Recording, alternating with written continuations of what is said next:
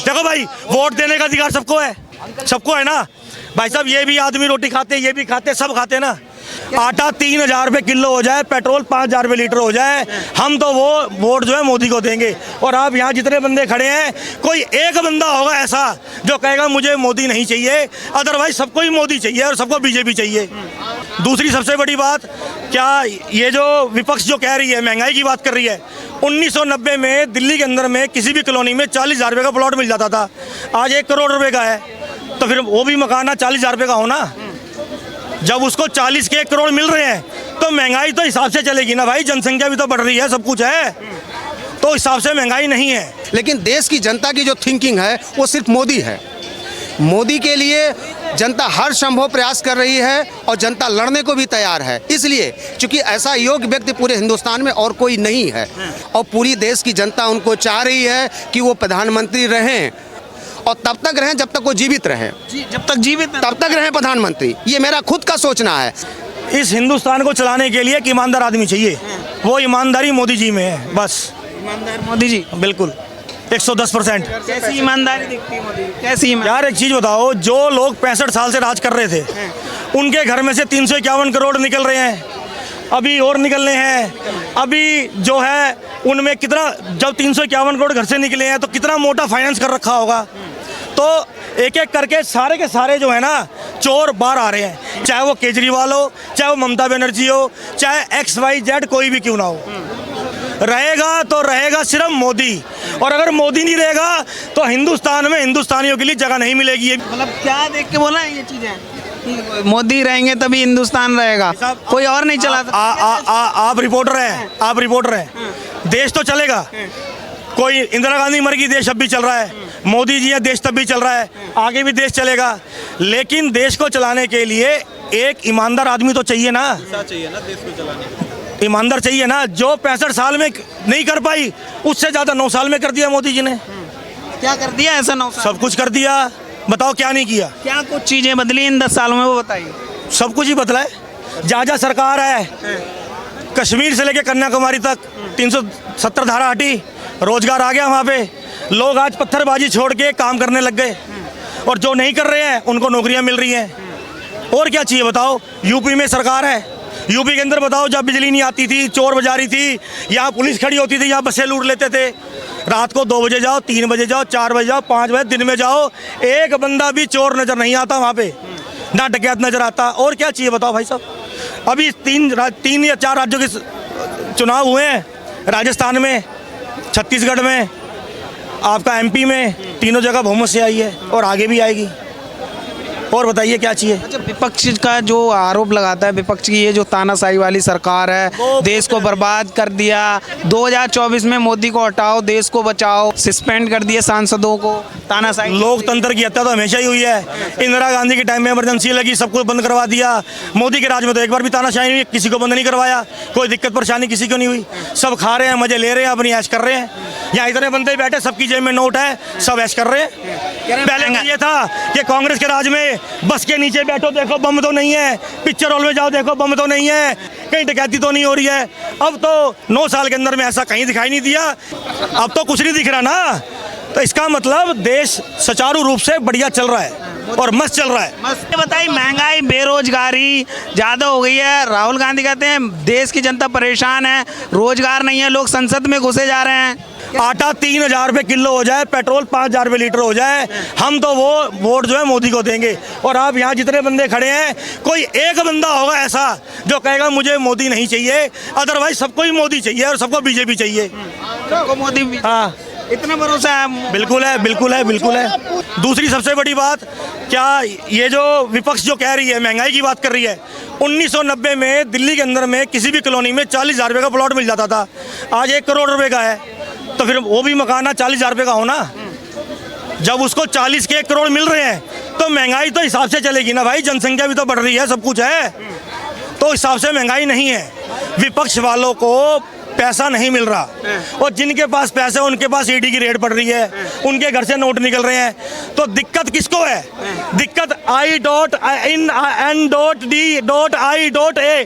इनको दिक्कत है, बाकी किसी को दिक्कत नहीं है। 2014 से पहले किसके पास स्मार्टफोन हुआ करते थे, किसके पास डिजिटल हुआ करता था। आज हर किसी के पास में एंड्रॉयड फोन है या एप्पल का फोन है।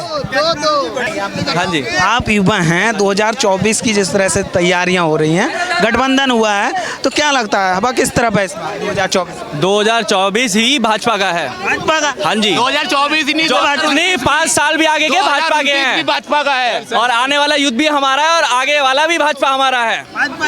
जो राम को लाए हैं हम उनको लाएंगे। सही बात है। आज तक राम मंदिर, तो आप जैसे युवाओं की आवाज उठा रहे हैं। बात करते हैं। राहुल गांधी तो एक तरफ से आलू निकालेंगे, दूसरे तरफ सोना निकालेंगे। राहुल गांधी वो खेत में टाइल लगाएंगे जिससे किसानों को आसानी हो। एक तरफ से आलू डालेगा, दूसरी तरफ से सोना निकलेगा। ऐसे नेताओं की हमें जरूरत है क्या? एक तरफ के लिए उसको ये नहीं पता प्रधानमंत्री को आंखें मारता है, आके जाके मिलेगा। क्या आदमी है वो यार? वो देश बेच दिया, अडानी अंबानी को सब कुछ बेच दिया एक एक। देश खरीदने की औकात किसकी है? इंडिया क्या चला? हिंदुस्तान को खरीदने की औकात किसकी है? मुझे एक बंदा बता दो कि हिंदुस्तान को खरीद सकता है। कनॉट प्लेस को खरीदे दिखा दे, कोई है खरीदने वाला? कोई भी नहीं है भाई साहब। हिंदुस्तान हिंदुस्तानियों का रहेगा और शेर राज करेगा, ये ध्यान रख लेना। देखो भाई, वोट देने का अधिकार सबको है, सबको है ना भाई साहब। ये भी आदमी रोटी खाते, ये भी खाते, सब खाते ना।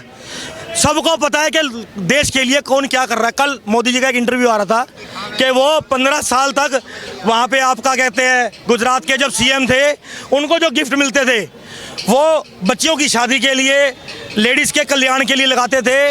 उन्होंने जो वो सामान बेचा ना, 100 करोड़ रुपया, आप ITR डाल के पता कर लो, अपने मुंह से बोलने वाला बंदा कि 100 करोड़ मैंने वहाँ दान दिया। जब लोग अपने सैलरी सब कुछ दान कर रहे हैं, उसको क्या जरूरत है यार पैसा खाने की? उसका भाई वहाँ बेचारा चाय बेच रहा है, कोई पेट्रोल पंप पे लगा हुआ है। तो भाई सबको पता है कि वोट किसको देना है और किसको जितवाना है, साफ सीधी बात।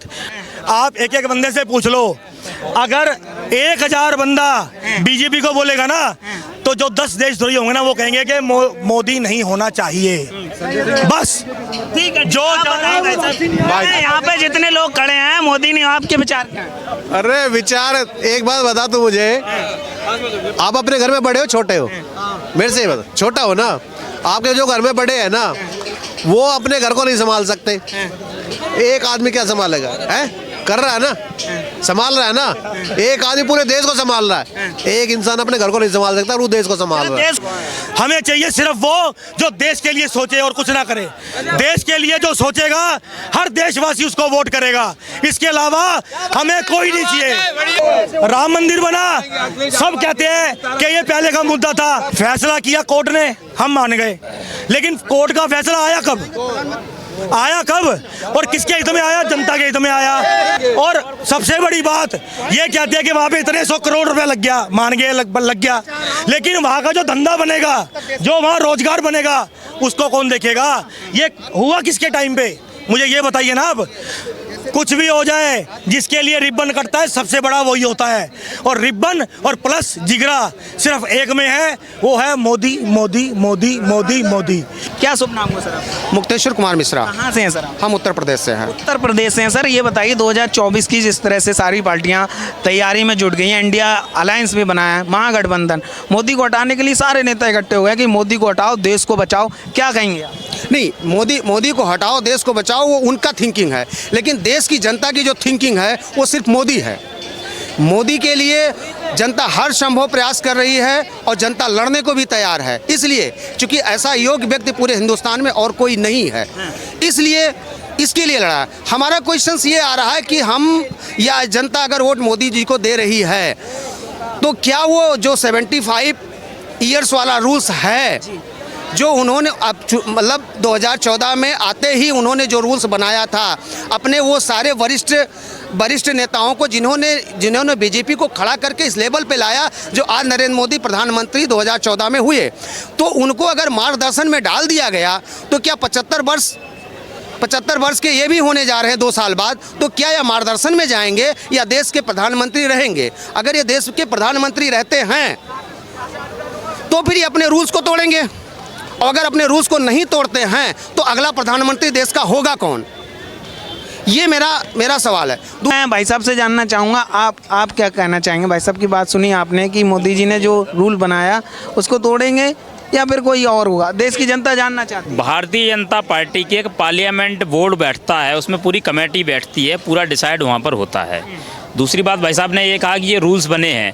देखिए, एक कार्यकर्ता की एक यही पहचान है। आज भारतीय जनता पार्टी जैसे मध्य प्रदेश में शिवराज सिंह चौहान जी की जगह मोहन यादव जी को जब बनाया तो वे कार्यकर्ता उन्हें जिम्मेदारी ऐसा फ्री नहीं छोड़ा जाएगा। भारतीय जनता पार्टी ने ही तो मुख्यमंत्री बनाया आपको, भारतीय जनता पार्टी ने ही तो प्रधानमंत्री नरेंद्र मोदी जी को बनाया। उनके आगे सरे मानते हैं भारतीय जनता पार्टी। भारतीय जनता पार्टी की core committee, Bharatiya Janata party का जो डिसाइड करेगा, संघ बैठता है, पूरी पार्लियामेंट बोर्ड बैठता है, वो डिसाइड करेगा कि नरेंद्र मोदी जी को रेस्ट पे छोड़ें या नहीं छोड़ें। आज भारतीय जनता पार्टी की सरकारें बन रही हैं तो सिर्फ और सिर्फ नरेंद्र मोदी जी की वजह से उनके चेहरे पे जो है लोग जो है वोट करते हैं और उन्हें उनका अटूट विश्वास है।